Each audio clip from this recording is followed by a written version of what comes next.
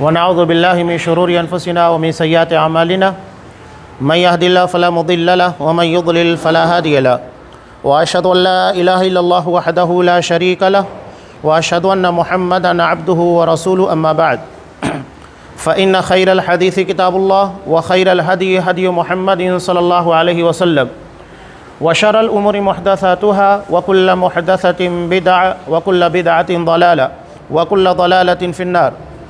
اعوذ باللہ السمیع العلیم من الشیطان الرجیم. بسم اللہ الرحمن الرحیم. یا ایہا الذین آمنوا اتقوا اللہ حق تقاته ولا تموتن الا وانتم مسلمون. یا ایہا الناس اتقوا ربکم الذی خلقکم من نفس واحدہ وخلق منها زوجها وبث منهما رجالا كثيرا ونساء واتقوا الله الذي تساءلون به والأرحام إن الله كان عليكم رقيبا. يا أيها الذين آمنوا اتقوا الله وقولوا قولا سديدا يصلح لكم أعمالكم ويغفر لكم ذنوبكم ومن يطع الله ورسوله فقد فاز فوزا عظيما. وقال وإذا مرضت فهو يشفين. وعن أبي هريرة رضي الله تعالى عنه قال قال رسول الله صلى الله عليه وسلم ما انزل اللہ داء الا انزل له شفاء. رواہ البخاری.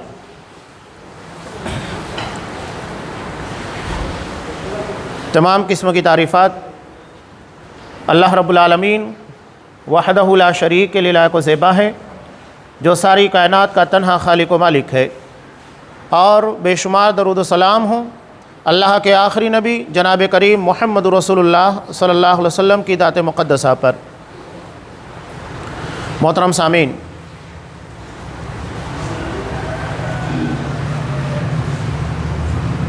اللہ نے آدم علیہ السلام اور ان کے ساتھ مائی حوا کو جب روئے زمین کی طرف اتارا تو کہا قُلْ اهْبِطُوا مِنْهَا جَمِيعًا، سب یہاں سے زمین کی طرف اتر جاؤ. فَإِمَّا يَأْتِيَنَّكُم مِّنِّي هُدًى، جب میری جانب سے تمہارے لیے ہدایت آئے گی. فَمَن تَبِعَ هُدَايَ فَلَا خَوْفٌ عَلَيْهِمْ وَلَا هُمْ يَحْزَنُونَ، تو جو میری ہدایت کی پیروی کرے گا، اتباع کرے گا، اسے کوئی خوف اور کوئی غم نہیں ہوگا. جنت اور دنیاوی زندگی میں بہت بڑا فرق ہے. حضرت آدم علیہ السلام کی پیدائش جس ماحول کے اندر بھی وہ جنت کا ماحول تھا، اور انسان حقیقت میں جنت میں ہی رہنے کے قابل ہے. یہاں گرمی اگر تھوڑا شدید ہو جائے تو ہمارا جینا دوبر ہو جاتا ہے، بارش زیادہ ہو جائے تو ہمارے لیے پریشانی، اور سردی زیادہ ہو جائے تو ہمارے لیے مشکلات. لیکن اگر موسم بالکل معتدل ہو تو انسان اس خوشگوار موسم کے اندر حقیقت میں دنیا میں رہنے کے مزے لوٹتا ہے. اللہ نے جنتی زندگی کے تعلق سے کہا سورہ دہر میں شمس ولا زمہریرا، کہ وہاں نہ بہت تیز دھوپ ہوگی، سورج ہوگا، اور نہ ہی اتنی ٹھنڈ ہوگی جس کی بنیاد کے پر انسان کو رہنے میں تکلیف ہو. جنت کو دارالسلام کہا جاتا ہے. واللہ یدعو الی دار السلام، اللہ تمہیں دارالسلام کی طرف دعوت دیتا ہے. جنت کو دارالسلام کیوں کہا گیا؟ سلامتی کا گھر. اس لیے کہ دنیا میں جتنی پریشانیاں مشکلات ہیں ان ساری مشکلات سے جنت کی زندگی پاک و صاف ہوگی. انسانی زندگی میں ایک بڑا خطرہ یہ لگا ہوتا ہے نعمت کے مل جانے کے بعد کہ یہ نعمت چھن جائے گی. جنت میں نعمت کے ملنے کے بعد اسے چھینا نہیں جائے گا. مسلم کی روایت میں ہے جب اہل جنت کو جنت میں داخل کر دیا جائے گا تب اللہ تبارک و تعالیٰ کی طرف سے ایک ندا لگانے والا آواز لگائے گا اور کہے گا کہ تم جنت میں ہمیشہ رہو، یہاں سے تمہیں کبھی نہیں نکالا جائے گا. بلکہ آخری جنتی کے بارے میں مسلم کی روایت میں جو الفاظ نقل کیے گئے ہیں وہ جنت کی طلب کو، اس کی چاہت کو بڑھا دیتے ہیں. اسی لیے قرآن مجید کہتا ہے وَسَارِعُوا إِلَىٰ مَغْفِرَةٍ مِّن رَّبِّكُمْ وَجَنَّةٍ، اپنے رب کی مغفرت اور جنت کی طرف لپکو، مقابلہ کرو ایک دوسرے سے۔ اور صحابہ وہی کیا کرتے تھے، وہ دنیاوی زندگی کے لیے مقابلہ نہیں کرتے تھے، ان کا مقابلہ آخرت کی زندگی کے لیے تھا، آخرت کی کامیابی کے لیے۔ یہی ہمارے اور صحابہ کے درمیان ایک بہت بڑا فرق ہے۔ جنگ تبوک کے موقع پر حضرت ابوبکر صدیق رضی اللہ تعالیٰ عنہ اپنے پورے گھر کے اثاثے، پوری پراپرٹی کو نبی کی خدمت میں لا کر پیش کر دیا۔ حضرت عمر فاروق رضی اللہ تعالیٰ عنہ نے اپنے گھر کے اثاثے کو، پراپرٹی کو 2 حصوں میں تقسیم کیا، آدھا نبی کی خدمت میں، آدھا اپنے اہل و عیال کے لیے۔ وہ مقابلہ کر رہے تھے حضرت ابوبکر صدیق رضی اللہ تعالیٰ عنہ سے، لیکن جب وہ نبی کی خدمت میں پہنچے تو پتہ چلا کہ ابوبکر صدیق نے اپنی پوری پراپرٹی نبی کی خدمت میں پیش کر دی۔ کہا کہ میں ابوبکر کا کسی مقام کے پر مقابلہ نہیں کر سکتا۔ تو مقابلہ جنت کے لیے ہونا چاہیے، مغفرت کے لیے ہونا چاہیے، آخرت کے لیے ہونا چاہیے، دنیا کے لیے نہیں۔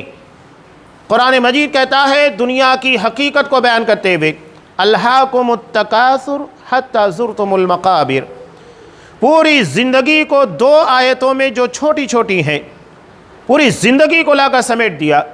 الہاکم التکاثر، تکاثر زیادتی، ایک دوسرے سے زیادتی کی طلب، مال میں، عزت میں، شہرت میں، عہدے میں، دنیا کی طلب میں۔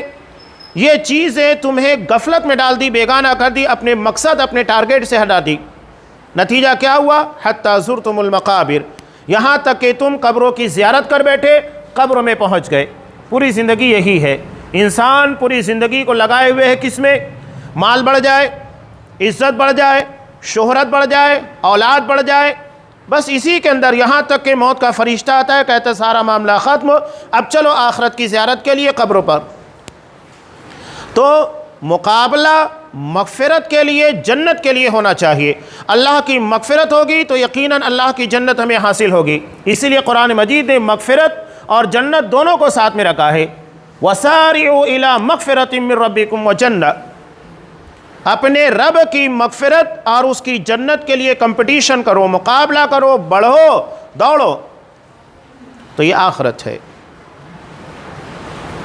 تو یہ جنت میں ان ساری چیزوں سے ہمیں آزاد رکھا جائے گا۔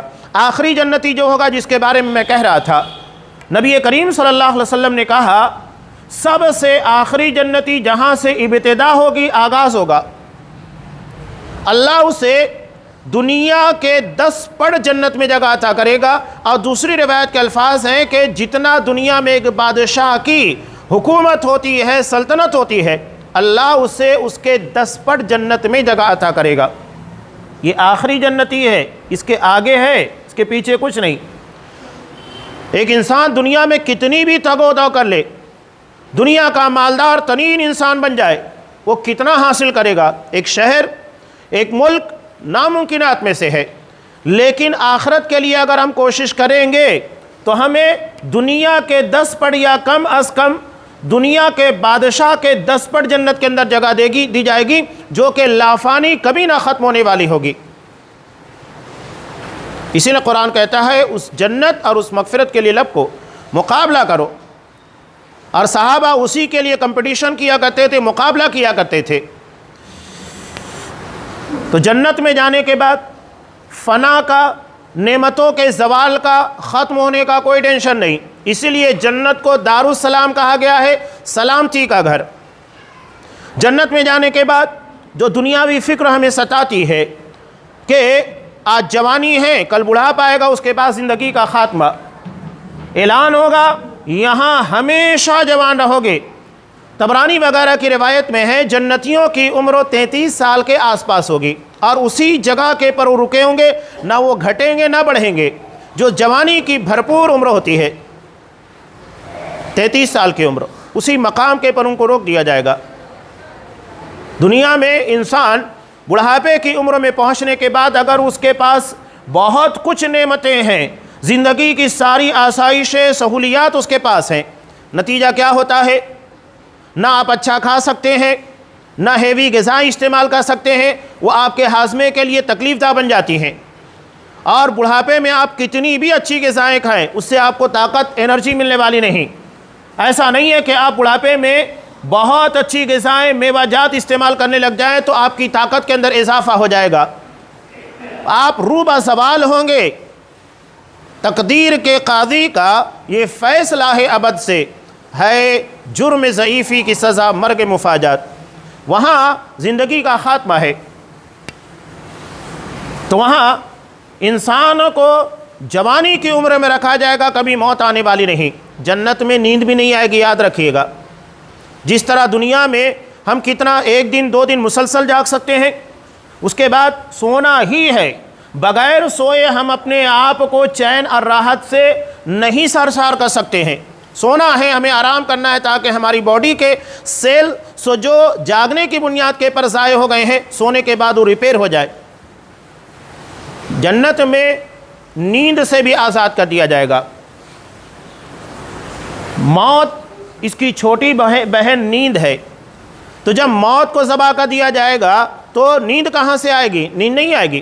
جنت میں اہل جنت کو نیند جیسی چیز سے آزاد کر دیا جائے گا۔ یہ بہت بڑی نعمت ہے کہ انسان کو وہاں سونے کی حاجت نہیں ہوگی۔ جنت کو دارالسلام کہا جاتا ہے، اس کی ایک بڑی اور بنیادی وجہ جو میں آپ کو بتانا چاہ رہا ہوں وہ ہے صحت مندی۔ اگر اللہ نے آپ کو جوانی دی ہے، 25 30 سال 40 سال کی عمر ہے، بھرپور جوانی کی عمر ہے، اگر آپ کو شوگر ہو جائے یا کوئی بڑی بیماری لگ جائے تو کیا ہوگا؟ بہت ساری نعمتوں کے ہوتے ہوئے ان چیزوں کا آپ استعمال نہیں کر سکتے۔ صرف شوگر کی بنیاد کے پر آپ بڑی بڑی نعمتوں سے دنیا میں محروم ہو جاتے ہیں۔ جیب میں پیسہ ہے، آپ کے سامنے آم رکھا ہوا ہے، آپ اس کو استعمال نہیں کریں گے۔ کیوں نہیں استعمال کریں گے؟ نعمت ہے، پیسہ ہے، ساری سہولیات ہے، لیکن جسم اور صحت اجازت نہیں دیتی۔ ایسی بہت ساری بیماریاں ہیں جس میں انسانوں کو دنیا کی بہت ساری نعمتوں سے محروم ہونا پڑتا ہے۔ جنت میں جانے کے بعد کہا جائے گا یہاں ہمیشہ صحت مند رہو، کبھی بیمار نہیں پڑو گے۔ وہ جنتی زندگی ہوگی۔ دنیا میں اللہ تبارک و تعالیٰ نے ہم کو بھیجا ہے تو یہاں صحت اور بیماری دونوں چیزیں لگی ہوتی ہیں۔ بیماری کے ساتھ اب آپ دیکھیے کہ بیماریاں نئی نئی جنم لے رہی ہیں۔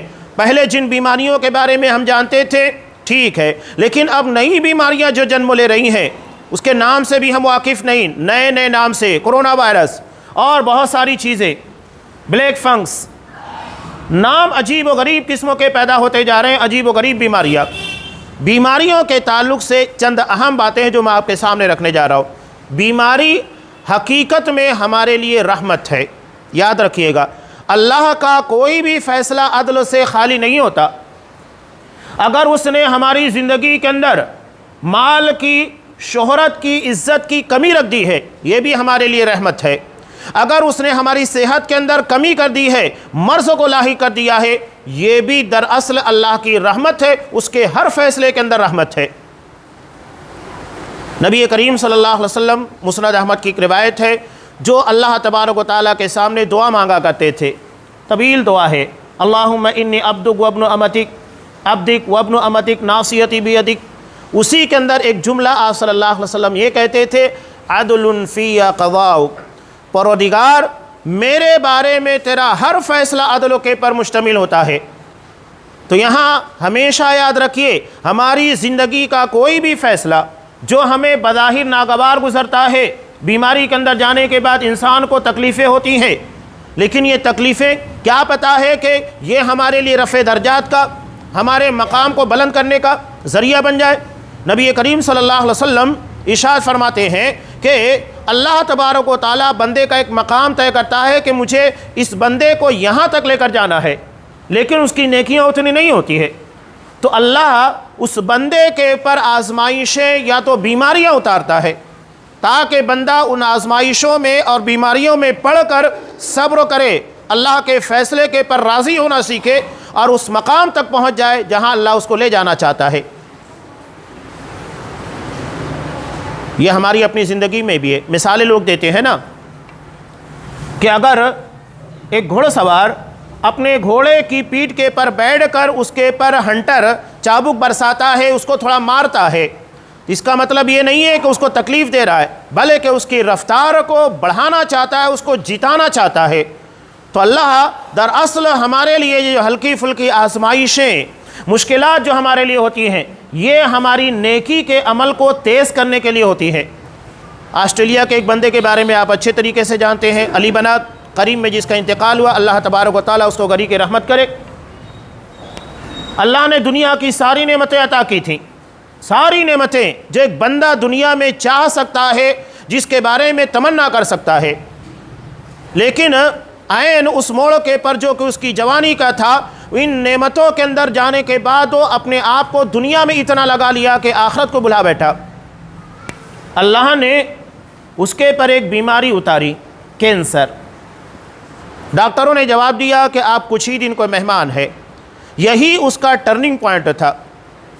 اس نے جب یہ دیکھا کہ مجھے اپنی ساری دولت، دنیا کی ساری نعمتوں کو چھوڑ کر اللہ کے پاس جانا ہے، تو اسے احساس ہوا کہ دنیا اصل نہیں ہے، ورنہ یہاں کی ساری نعمتیں میرے ساتھ جاتی۔ اصل وہ ہے جو آخرت ہے۔ اور آپ صلی اللہ علیہ وسلم اپنی سیرت کے کئی موقع پر، جنگ خندق کے موقع پر، مسجد نبی کی تعمیر کے موقع پر ایک رزمیہ جملہ کہا کرتے تھے، اللہم لا عیش الا عیش الآخرہ فاغفر للانصار والمہاجرہ۔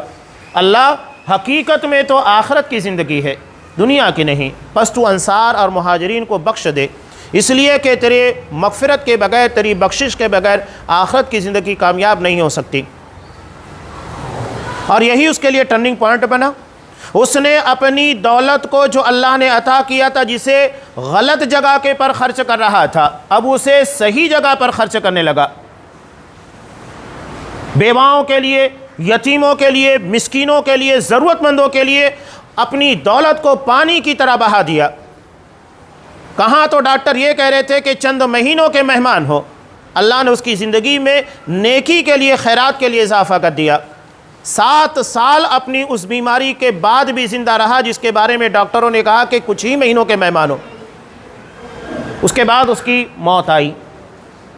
لیکن موت کس حالت میں آئی؟ یہ اصل تھا۔ مرنا ہر کسی کو ہے، ہر کسی کو جانا ہے، لیکن جانا کیسے ہے یہ اصل مسئلہ ہے کہ آپ اللہ کو راضی کر کے جا رہے ہو، یا تو اپنی زندگی کو تباہ برباد کر کے اپنی آخرت کو تباہ کرنے جا رہے ہو۔ یہ اصل چیز ہے۔ اور یہ بیماری ایک پیغام لے کر آئی۔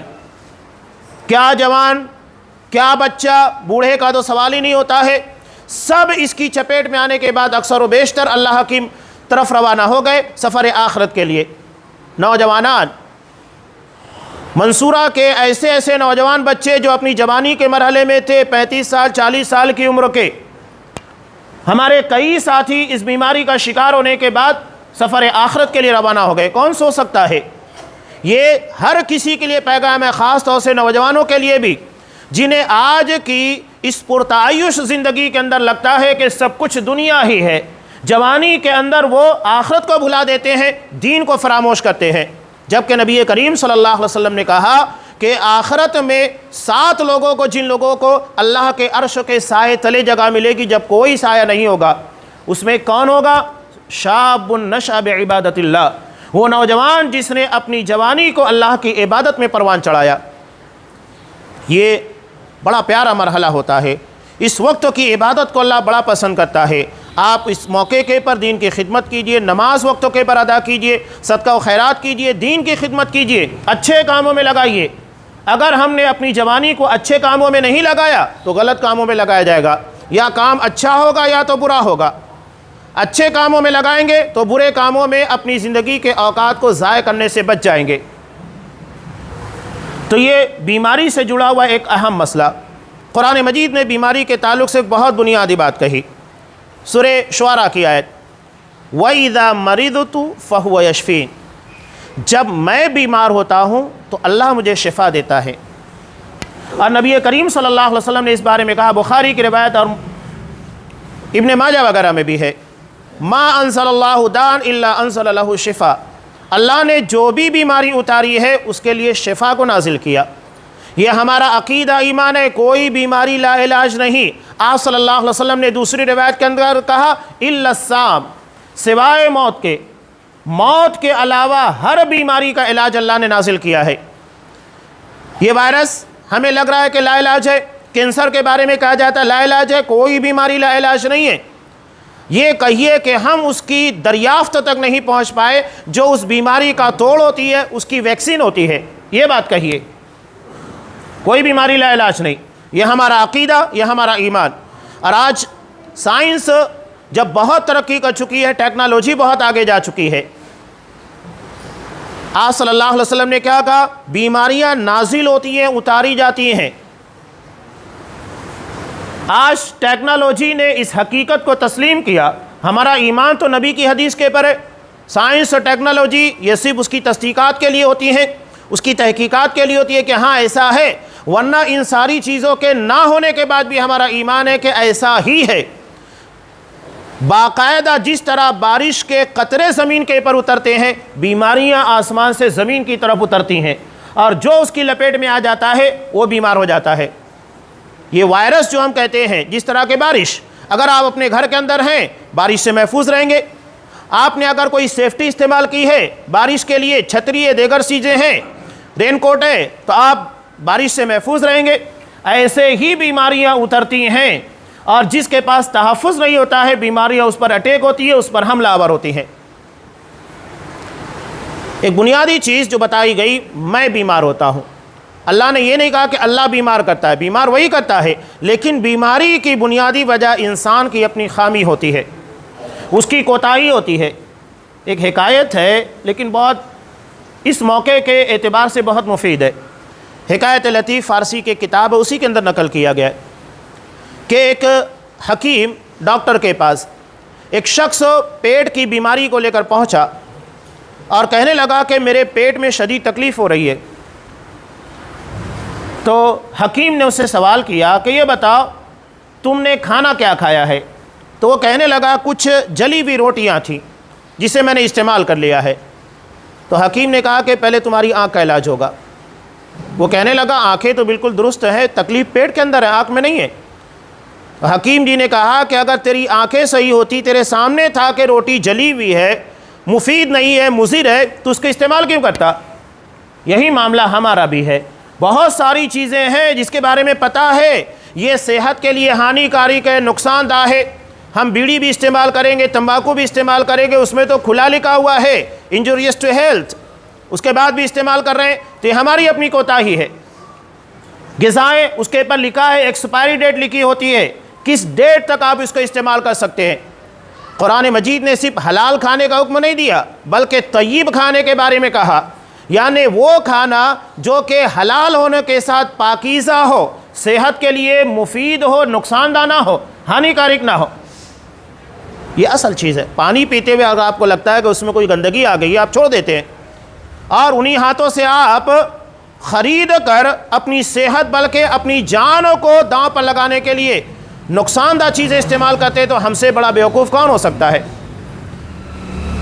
تو قرآن نے کہا کہ بیماری، اس کا اصل مجرم انسان ہوتا ہے، خطا وہ کرتا ہے، غلطی وہ کرتا ہے۔ اس لیے اگر ہم کھانے کے بارے میں، آج خاص طور سے آپ دیکھیے جو ترقی یافتہ ممالک ہیں، پانی کے بارے میں ہر چیز کا کنٹینٹ لکھا ہوتا ہے، کیا کتنے کیلشیم ہونا چاہیے، کیا ہے، ساری چیزیں۔ زمزم کو جو دنیا کا سب سے بہترین پانی قرار دیا، اس کی وجہ یہ ہے کہ زمزم میں سب سے زیادہ کیلشیم ہوتا ہے۔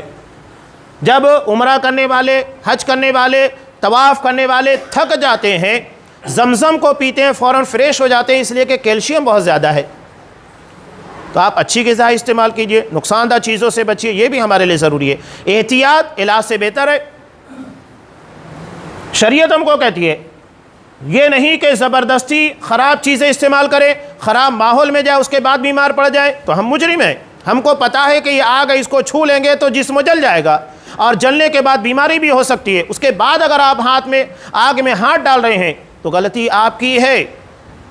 وہ تو کھلے طور کے پر بتایا جا رہا ہے کہ اس سے نقصان ہے۔ تو قرآن کہہ رہا ہے کہ اصل غلطی انسانوں کی ہوتی ہے جو بیماری کے بارے میں توجہ نہیں دیتے۔ نبی کریم صلی اللہ علیہ وسلم نے کھانے کے بارے میں جو احکام، ضوابط بتائے کہ انسان پیٹ کا 3 حصہ کرے، ایک کھانے کے لیے، ایک سانس لینے کے لیے، ایک پانی کے لیے۔ کیا ہم ان سارے اصول و ضوابط کے پر عمل کرتے ہیں؟ خود غور کیجئے گا۔ اگر اطباء کہتے ہیں کہ انسان کی 80% بیماریاں، 80%، یہ اس کے اپنے خراب غذا یا تو غذاؤں کے صحیح استعمال نہ کرنے کی وجہ سے ہوتی ہیں۔ آپ صلی اللہ علیہ وسلم نے کتنا بہترین طریقہ ہمیں بتایا ہے، آپ اس کو مینٹین کیجئے۔ بیماری کے ساتھ چند اور چیزیں جس کو میں بتانا چاہ رہا ہوں، ہمارا عقیدہ، ہمارا ایمان بھی ہے۔ عقیدہ اور ایمان اس بنیاد کے پر اکثر و بیشتر مقام کے پر ہم یہ کہتے ہیں کہ کوئی مر گیا یا اس کی بیماری شدید ہو گئی تو کہتے ہیں اگر فلاں ڈاکٹر کے پاس یا یہ دوائی استعمال کر لیتے تو بچ جاتے تھے یا بیماری اتنی زیادہ نہیں ہو پاتی تھی۔ نہیں، یہ ہمارا عقیدہ ہی غلط ہے، اس لیے کہ تقدیر اللہ نے کائنات کے پیدا کرنے سے 50,000 سال پہلے لکھ دی ہے۔ ابن حبان وغیرہ کی روایت میں، ترمذی وغیرہ روایت میں، اللہ نے کائنات کو پیدا کرنے سے پہلے، آسمان و زمین کے پیدا کرنے سے پہلے 50,000 سال پہلے لکھ کر رکھی ہے، اور اللہ کو ازل سے ساری چیزوں کا علم تھا۔ یہی بات حضرت عبادہ بن صامت رضی اللہ تعالیٰ عنہ اپنے بیٹے کو سمجھا رہے ہیں کہ بیٹے یہ بات جان لے، جو چیز تجھے مل گئی ہے وہ تجھ سے چوکنے والی نہیں تھی، اور جو تجھ سے چوک گئی ہے نہیں ملی وہ تجھے ملنے والی تھی ہی نہیں۔ تقدیر میں جو چیز ہے وہی اصل ہے، لیکن اس کا مطلب یہ نہیں کہ آپ ہاتھ کے پر ہاتھ دھرے بیٹھے رہیں۔ آپ کوشش کیجئے، تدبیر کیجئے، نتیجہ اللہ کے حوالے ہے۔ تدبیر بھی ضروری ہے، تقدیر بھی ضروری ہے۔ یہ نہیں کہ اگر آپ بیمار ہو گئے تو تقدیر کے پر بھروسہ کیے ہوئے ہیں کہ اللہ نے اگر میری تقدیر کے اندر اچھا ہونا لکھا ہے تو اچھا ہو جاؤں گا ورنہ نہیں ہوگا۔ نہیں، آپ کو دوا کرنا ہے، علاج کرنا ہے، یہ آپ کو شرعی طور پر حکم دیا گیا ہے۔ یہ نہیں کہ آپ تقدیر کو اس کے حوالے کر دیں۔ یہی بات آپ یہ بھی کہیے نا کہ اگر اللہ نے میری تقدیر کے اندر 1,00,000 روپے لکھا ہے، میں گھر بیٹھے رہوں گا، آ جائے گا۔ وہاں پر انسان نہیں مانتا ہے، محنت کرے گا، کوشش کرے گا، کاروبار کرے گا۔ تو تقدیر ہم وہیں استعمال کرتے ہیں اپنے راہ فرار اختیار کرنے کے لیے، جبکہ زندگی کے دیگر مسائل کے اندر تقدیر بھول جاتے ہیں۔ تو تقدیر ہر موقع پر ہے، ہمارا ایمان ہے، لیکن اس کے لیے تدبیر بھی ضروری ہے۔ اگر اللہ نے آپ کی صحت لکھی ہے تو اس کے لیے آپ کو ویسی غذائیں استعمال کرنا ہوگا۔ تدبیر بھی ضروری ہے، تقدیر بھی ضروری ہے۔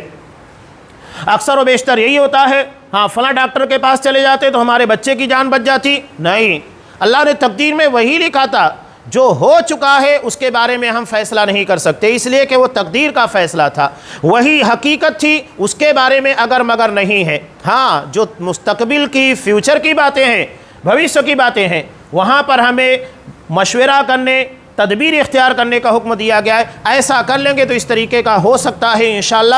اللہ کے حوالے کیجئے کہ اللہ تبارک و تعالیٰ چاہے تو ایسا ہو سکتا ہے۔ ہر چیز کو اللہ کی مشیت کے تابع کرنا سیکھیے۔ بیماری بھی دراصل اسی پیغام کو لے کر آتی ہے۔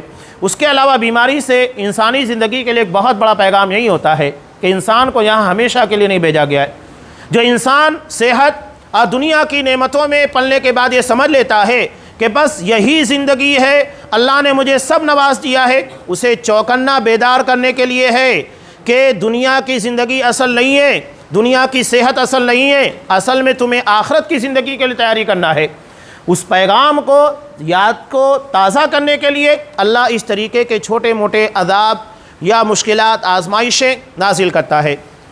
اب اگر کوئی شخص مصیبت میں ہے، پریشانی میں، بیمار ہے، جو بھی چیزیں ہیں، تو ضروری نہیں ہے کہ وہ عذاب ہو، اللہ اس کو تکلیف دینا چاہ رہا ہو۔ کبھی تو ایسا ہوتا ہے کہ اللہ تبارک و تعالیٰ اس کے ذریعے سے اس کے گناہوں کو مٹا دیتا ہے۔ نبی کریم صلی اللہ علیہ وسلم نے کہا کہ اگر بندے کو کانٹا بھی چبھتا ہے، شرط ہے کہ صبر کیا جائے، شکوے نہ کیے جائے۔ صبر کیا جاتا ہے تو وہ کانٹا بھی اس کے گناہوں کی مغفرت کا ذریعہ بنتا ہے۔ ایک بڑا فائدہ بیماری کا یہ ہوتا ہے کہ انسان بیمار ہونے کے بعد نیکیاں زیادہ کرنے لگتا ہے، عمومی طور پر نماز کی طرف راغب ہوتا ہے اور بہت ساری اچھائیاں۔ اور قرآن مجید کہتا ہے ان الحسنات یذھبن السیئات، نیکیاں گناہوں کو مٹاتے چلتی ہیں۔ تو یہ بھی ہمارے لیے ایک بہت بڑا فائدہ ہے کہ یہ نیکیاں کرنے کے مواقع مل رہے ہیں۔ اس کا مطلب یہ کہ اتنے گناہ کے مواقع ختم ہوئے، یہ نیکیاں ہمارے گناہوں کو مٹانے کا ذریعہ بنتی ہیں۔ ہم کسی کو تانا نہ دے، یہاں ہمارے ہاں بڑا عام چلتا ہے کہ ہاں فلاں یہ ایسا کر رہا تھا، اللہ نے اس کو اس کے اندر مبتلا کر دیا۔ ہم کون ہوتے ہیں کہ اللہ نے کیوں اس کو اس طریقے کا آزمائش میں، بیماری کے اندر یا مشکلات میں گھیرا ہے؟ ہم کیسے فیصلہ کر سکتے ہیں؟ کیا ہم نعوذ باللہ اللہ کی طرح علم رکھتے ہیں کس کے ساتھ کیا ہونا چاہیے، کیا نہیں ہونا چاہیے؟ اگر یہی بات ہوتی تو نبی کریم صلی اللہ علیہ وسلم کی زندگی اٹھا کر دیکھیے، 3 مہینہ گھر میں کھانے کے لیے نہیں ہوتا تھا۔ تو کیا نبی کریم صلی اللہ علیہ وسلم بھی نعوذ باللہ اللہ کے غضب کا شکار تھے؟ وہ آزمائش تھی۔ اسی لیے آپ صلی اللہ علیہ وسلم نے کہا ان اللہ تعالی اذا احب قوما ابتلاہم، اللہ جس قوم سے محبت رکھتا ہے انہیں آزمائشوں میں گرفتار کرتا ہے، آزمائشوں میں مبتلا کرتا ہے، اور اس کے بڑے بڑے فوائد درجات تک لے جانا۔ اللہ کسی بندے کا ایک مقام طے کرتا ہے، اس مقام تک اللہ کو لے جانا ہوتا ہے، گناہوں کو مٹانا ہوتا ہے، اللہ کو یہ دکھانا ہوتا ہے کہ میرا بندہ ایمان کے اندر کتنا کامل ہے۔ بہت ساری حکمتیں ہیں جو بندہ نہیں سمجھ پاتا ہے، تو یہ رب کی حکمتیں ہیں۔ اس لیے ہمیں حکم دیا گیا ہے اللہ کے ہر فیصلے کو عدل و کے پر مبنی مانا جائے، اللہ کے کسی فیصلے کے سامنے شکوے نہ کیے جائے۔ ہم یہ کہتے ہیں کہ لاک ڈاؤن کی وجہ سے تجارتیں، کاروبار ٹھپ پڑ گئے، اتنا ہی ہماری تقدیر میں لکھا تھا، جتنا تقدیر کے اندر لکھا تھا اتنا ہی ہم کو ملنا ہے، اس سے زیادہ ہم نہیں حاصل کر سکتے، نہ اس سے کم، جتنا لکھا ہے اس کے کھائے بغیر مر بھی نہیں سکتے ہیں۔ تو یہ بیماریوں سے جڑی بھی ساری چیزیں ہیں۔ آپ صلی اللہ علیہ وسلم نے یہ بھی کہا کہ کھانے کے بارے میں یا وبا کے معاملے میں، اگر کسی بستی کے اندر بیماری، وائرس پھیلا، وہاں مت جاؤ، وہاں کے لوگ دوسری جگہ نہ جائیں۔ اب یہ الگ بات ہے کہ حقیقت میں چیزیں کیا ہیں اللہ بہتر جانتا ہے۔ کچھ کہتے ہیں کہ حقیقت میں وبا ہے، بیماری ہے، وائرس ہے، کچھ کہتے ہیں سازش ہے، اللہ بہتر جانتا ہے۔ لیکن جو بھی ہے، شریعت نے جو بھی چیزیں، اور ان ساری چیزوں کا کرنے والا اللہ ہی ہے۔ اللہ کی مرضی، اللہ کی مشیت کے بغیر کچھ نہیں ہو سکتا۔ کسی کے اندر اتنی طاقت نہیں ہے کہ وہ کائنات کو یا دنیا کو بے بس کر سکے، نہیں، ہر چیز اللہ کی مشیت کے تابع ہے۔ تو ان چیزوں کو سمجھنا ہمارے لیے بہت ضروری ہے۔ اور یوں بھی اللہ نے ہم کو دنیا میں آزمائش کے لیے بھیجا ہے، تو آزمائشیں آئے گی۔ آپ صلی اللہ علیہ وسلم نے قرب قیامت کہا کہ ایسے فتنے آئیں گے قَقِطَعٍ مِّنَ اللَّيْلِ الْمُظْلِمِ، اندھیری رات کی طرح، ہم کو پتہ ہی نہیں چلتا ہے کہ کہاں سے کون سا سلسلہ جڑا ہوا ہے، یعنی ایک آزمائش ختم نہیں ہوگی کہ دوسری آئے گی۔ اور آج آپ خود دیکھ رہے ہیں کہ آزمائشوں کے پر آزمائشیں ہیں، کہیں قانون کے ذریعے گھیرا بندی کی جا رہی ہے، کہیں تجارت کے نام کے پر، کہیں مختلف احکامات اور اصول نیم بنانے کے بعد، کہیں ہماری تجارتوں کے پر، کہیں ہمیں ایسے جگہ کے پر انوالو کیا جا رہا ہے جو ہماری شریعت کے خلاف ہوتا ہے، سود ہے، بیاج ہے، دیگر تجارتوں کے اندر۔ تو آزمائشیں مختلف قسموں کی یکے بعد دیگرے آتی چلی جا رہی ہیں۔ تو یاد رکھیے اللہ اگر ہم کو آزما رہا ہے تو یہ اس کی محبت کی علامت ہو سکتی ہے، یہ گناہوں کے مغفرت کا ذریعہ بن سکتا ہے، یہ درجات کی بلندی کا ذریعہ بن سکتا ہے، یہ ہمیں برائیوں سے بچا کر خیرات کی طرف لانے کا ذریعہ بن سکتا ہے۔ یہ رب حکمتیں جانتا ہے۔ آپ حکمتوں کو تلاش کرنے کی کوشش کیجئے، شکوے مت کیجئے، یہی دراصل ایک بہت بڑا پیغام ہے۔ اللہ تبارک و تعالی ہمیں اس دنیاوی زندگی میں جو بھی آزمائشیں، فتنے، مشکلات آ رہی ہیں، ہر موڑ کے پاس ثابت قدم رکھے، ہمیں اسلامی تعلیمات جو ان سارے مسائل کے متعلق ہے اس طریقے کے مطابق ان مسائل کے ساتھ گزارا کرنے کی توفیق دے، ہمیں صحت دے، عافیت دے، بیماری کے ذریعے جو لوگ اس دنیا میں ہیں پروردگار ان کو شفائے کاملہ عاجلہ عطا فرمائے، جو بھی بیمار ہو پروردگار کسی بھی قسم کی بیماری کا شکار ہو پروردگار ان کو شفائے کامل و عاجل دے، پروردگار جو اس دنیا سے چلے گئے بیماری یا کسی وجہ سے بھی، تو ان کے گناہوں کو نیکیوں میں تبدیل کر دے، ان کی قبر کو روضۃ من ریاض الجنہ بنا دے، پروردگار ایسے پرفتن ماحول میں دین کے پر استقامت عطا فرما، پروردگار ہمارے کاروبار میں ترقی دے، برکت عطا فرما، ہماری تجارتوں کو اسلام کے اصول اور ضابطے کے مطابق بنا، جو خرابیاں ہیں اس سے ہمیں بچنے کی توفیق دے، پروردگار یہ وائرس یا جو بھی چیز ہے جو پیغام ہم تک لے کر آیا ہے اس پیغام کو سمجھنے کی توفیق دے، ہمیں ہر حالت میں تیرے دین کے پر جمے رہنے کی توفیق عنایت فرما اور اسی کے پر ہماری زندگی کا خاتمہ فرما، آمین۔ بارک اللہ لنا ولکم فی القرآن العظیم ونفعنی وإیاکم بالآیات والذکر الحکیم، انہ تعالی جواد کریم ملک رؤوف رحیم۔